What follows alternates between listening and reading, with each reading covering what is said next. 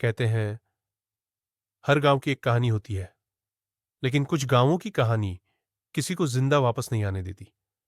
आज मैं आपको एक ऐसे गांव की कहानी बताने जा रहा हूं जहां शाम ढलते ही पक्षी भी उड़ जाते हैं, और अगर कोई इंसान गलती से रात में रुक जाए तो सुबह उसका नाम भी नहीं मिलता। इस गांव का नाम था चंद्रपुर। एक छोटा सा शांत सा गांव, खेत, कुएं, मिट्टी के घर और हर घर में हंसी। लेकिन आज वहां सिर्फ खामोशी रहती है। कहानी की शुरुआत यह कहानी है राहुल नाम के एक लड़के की, जो शहर से एक डॉक्यूमेंट्री बनाने आया था। भारत के पुराने गांव पर गूगल मैप में उसे एक गांव दिखा, चंद्रपुर, लेकिन नीचे लिखा था नो रीसेंट डेटा अवेलेबल।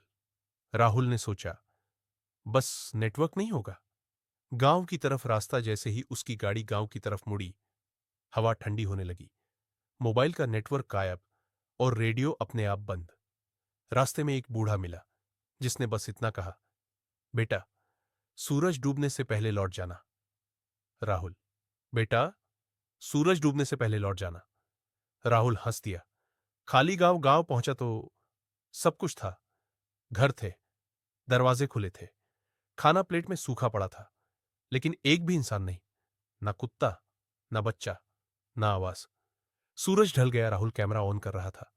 तभी मंदिर की घंटी अपने आप बजने लगी, डोंग डोंग डोंग। और तभी सूरज पूरी तरह ढल गया।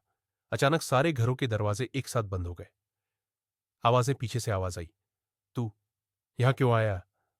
राहुल पलटा, कोई नहीं, लेकिन पैरों की आवाजें हर तरफ। सच्चाई, राहुल भागकर स्कूल की बिल्डिंग में घुसा। दीवार पर कुछ लिखा था, खून से। हमने गलती की, उन्होंने रात में दरवाजा खोला। फ्लैशबैक में सच्चाई सामने आई। 20 साल पुरानी घटना, 20 साल पहले इस गांव में एक अजनबी आया था। लोगों ने उसे रात में आश्रय दिया, लेकिन वो इंसान नहीं था। रात होते ही गांव में आग लगी, लोग गायब होने लगे, और सुबह तक पूरा गांव शापित हो गया। अंतिम पल, अचानक राहुल के पीछे सैकड़ों परछाइयां खड़ी थी, सबकी आंखें काली। आवाज एक, अब तू भी यहीं रहेगा। कैमरा जमीन पर गिरा। रिकॉर्डिंग चलती रही। आखिरी फुटेज, अगली सुबह। लोगों को सड़क किनारे राहुल की गाड़ी मिली। अंदर उसका कैमरा था, और आखिरी फ्रेम में गांव का बोर्ड, चंद्रपुर, यहां कोई जिंदा नहीं रहता।